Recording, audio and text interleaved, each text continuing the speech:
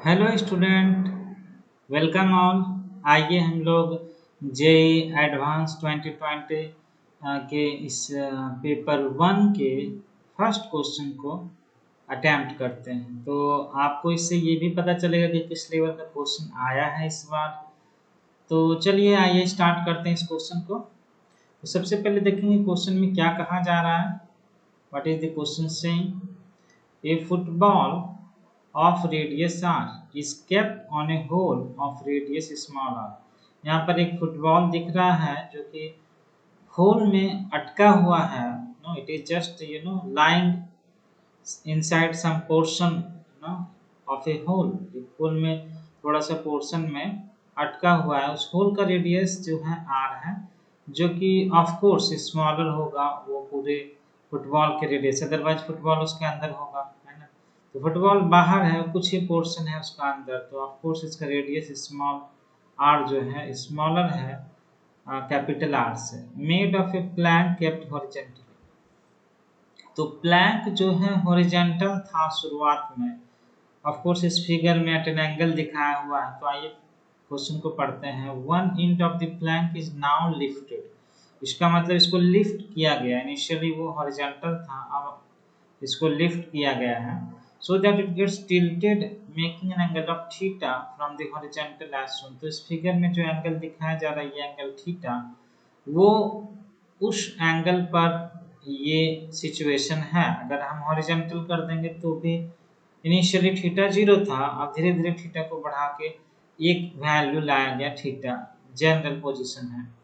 The maximum value of theta, अब बोल रहा है थीटा का वो कौन सा मैक्सिमम वैल्यू होगा so that the football does not start rolling down the plank, है ना। थीटा का वो कौन सा वैल्यू होगा, मैक्सिमम वैल्यू, जिससे कि वो मतलब रोटेट नहीं करे। मतलब थीटा आप बढ़ा रहे हैं 0 से, मान लीजिए 15, 20, 30, एक ऐसा एंगल आएगा जिसके बाद ये रोटेट करने लगेगा, नीचे की तरफ रोल डाउन कर जाएगा, है ना, रोल डाउन हो जाएगा। तो रोल डाउन नहीं करे उसका मैक्सिमम वैल्यू क्या हो थीटा का, तो ये हमें निकालना है इस क्वेश्चन में। ऑप्शन है, तो आइए हम सबसे पहले वो कंडीशन के बारे में बात करेंगे। तो वो कौन सा कंडीशन होगा?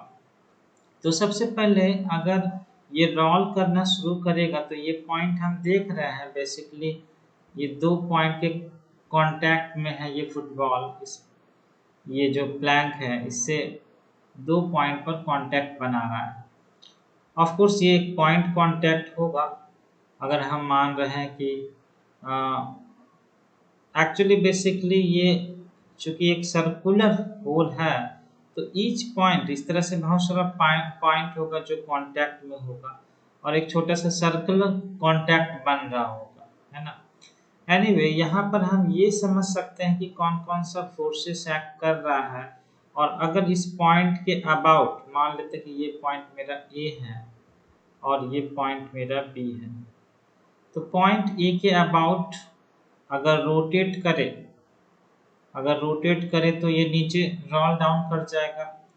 अभी मान लेते हैं कि रोल डाउन नहीं कर रहा है, तो इसका सेंटर यहाँ पर है, लेट द सेंटर बी वो।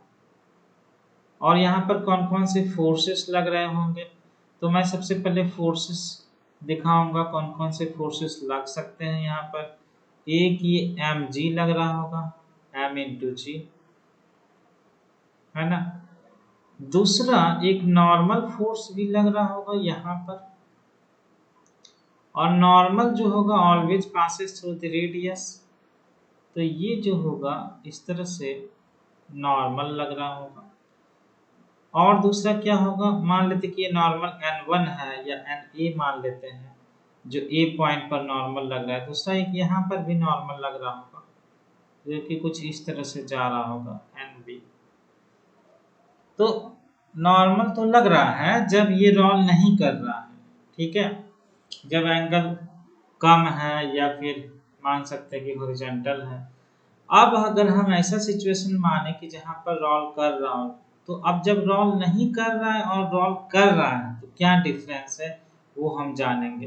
तो सबसे पहले हम देखते हैं यहाँ पर एक इम्पॉर्टेंट फैक्ट जो हमें जानना चाहिए कि अगर रोल करेगा तो about point A torque create होगा। अबाउट पॉइंट मान लेते कि इस सिचुएशन में है, जो भी फिगर मैंने यहाँ पर दिखा रखा है फोर्सेस का, तो इस सिचुएशन में कौन से टॉर्क लग रहे हैं, क्योंकि रोल करने के लिए तो टॉर्क का जरूरत लगता है ना। तो अगर हम टॉर्क की बात करें तो कौन कौन से टॉर्क लग रहे होंगे। एक mg जो है, mg के कारण एक इस तरह का टॉर्क लग रहा होगा अबाउट पॉइंट ए। ये टॉर्क जो है एंटी क्लॉकवाइज है, हम देख सकते हैं। टॉर्क ड्यू टू Na तो जीरो है, क्योंकि Na तो उसी पॉइंट से पास हो रहा है जिसके पॉइंट के अबाउट हम टॉर्क कैलकुलेट कर रहे हैं। अच्छा, अगर हम torque B normal force at B के कारण ले तो ये जो टॉर्क है ये हमारा इस डायरेक्शन में है। तो मतलब कि ये एंटी क्लॉकवाइज और ये टॉर्क जो है क्लॉकवाइज वो बैलेंस कर पा रहा है एक दूसरे को, इसीलिए ये बॉडी रोटेट नहीं हो रहा है ना। This torques the two torques are balancing, so ये नहीं हो रहा ना। अब अगर हम ऐसा बात करें कि ये जो है टॉर्क अनबैलेंस्ड हो जाता है तभी रोल करेगा, है ना। तो यहाँ पर मान लेते हैं कि हम एक ऐसा एंगल थीटा लगा दिया जाए जिससे कि ये मतलब रोटेट करने लग जाए। तो वो कैसा कंडीशन हो सकता है, हम इसको बनाएंगे यहाँ पर। अभी ये सर्कल पहले हम बना के दिखाएंगे, ओनली सर्कल लेंगे डायग्राम में, बाकी वो हमें पता चल जाएगा। तो अगर हम इसमें एक सर्कल इस तरह से बना देते हैं, एग्जैक्ट सर्कल मैं यहाँ पर दिखा रहा हूँ, और चलो प्लैंक भी मैं बना देता हूँ। लेकिन प्लैंक बनाने से पहले मैं ये दिखाऊंगा कि इस कंडीशन में कब ये रोल करने स्टार्ट करेगा। तो यहाँ पर जो है सबसे पहले mg हम दिखा देते हैं। mg जो फोर्सेस लग रहा है वो इस तरह से डाउनवर्ड फोर्स लगेगा एग्जैक्टली। अगर हम कहें कि mg यहाँ पर लग रहा है एग्जैक्टली इसके सेंटर पर, बेसिकली ये mg फोर्स लग रहा है। और ये पॉइंट को अगर हम देखें, अगर हमारा प्लैंक का कांटेक्ट ये पॉइंट पर आ जाता है, दिस पॉइंट, ये पॉइंट ऑफ कांटेक्ट ये हो जा रहा है, ये पॉइंट ऑफ ये अगर हो जा रहा है, तो इसी के लाइन में अगर हम कॉर्ड को लेते हैं तो ये पॉइंट हमारा P है। तो इस पॉइंट पर देखेंगे कि जो टॉर्क लग रहा है B जस्ट इस पॉइंट के बाद क्या हो जाएगा, mg जो लाइन ऑफ एक्शन है mg का, अभी इस पॉइंट पर लाइन ऑफ एक्शन जो है mg का स्ट्रेट लाइन में है और ये पास कर रही है पॉइंट A से, है ना। हम यहाँ पर देख रहे हैं line of action of mg जो है पास कर रहा है A से। इसके पहले वो लेफ्ट हैंड साइड में था और इसके जस्ट बाद line of action right side में आ जाएगा। अगर हम थीटा बढ़ा रहे हैं तो याद रखें हम यहाँ पर थीटा को चेंज करते जा रहे हैं, है ना। तो इस पॉइंट पर ये स्टार्ट करेगा रोल करना, क्योंकि जो NB है वो तो हट जाएगा क्योंकि वो कांटेक्ट छोड़ देगा B से, तो ये रोल करने लगेगा। तो यही पॉइंट ऐसा पॉइंट है जहां पर कि रोलिंग स्टार्ट होगा। अब रोलिंग कंडीशन का हम निकालेंगे, हमें निकालना है थीटा। तो हमें समझना चाहिए यहाँ पर कि ये जो वैल्यू है हमारा थीटा कैसे होगा। तो ये ऑलमोस्ट लाइक इंक्लाइंड प्लेन को हम ले सकते हैं और यहाँ से अब हम परपेंडिकुलर ड्रॉप करेंगे, परपेंडिकुलर। तो ये मेरा 2r है, तो यहाँ से हम लिख सकते हैं this is nothing but r, ये r हो गया और ये टोटल है कैपिटल R, और ये एक स्ट्रेट लाइन है तो ये थीटा है, तो ये भी हमारा एंगल क्या हो जाएगा, थीटा हो जाएगा। डायरेक्टली हम लिख सकते हैं वो भी एंगल हमारा क्या है, थीटा हो जाएगा। अगर वो थीटा हो जाता है तो हम क्या लिख सकते हैं, डायरेक्टली उस ट्रायंगल की बात करते हैं हम।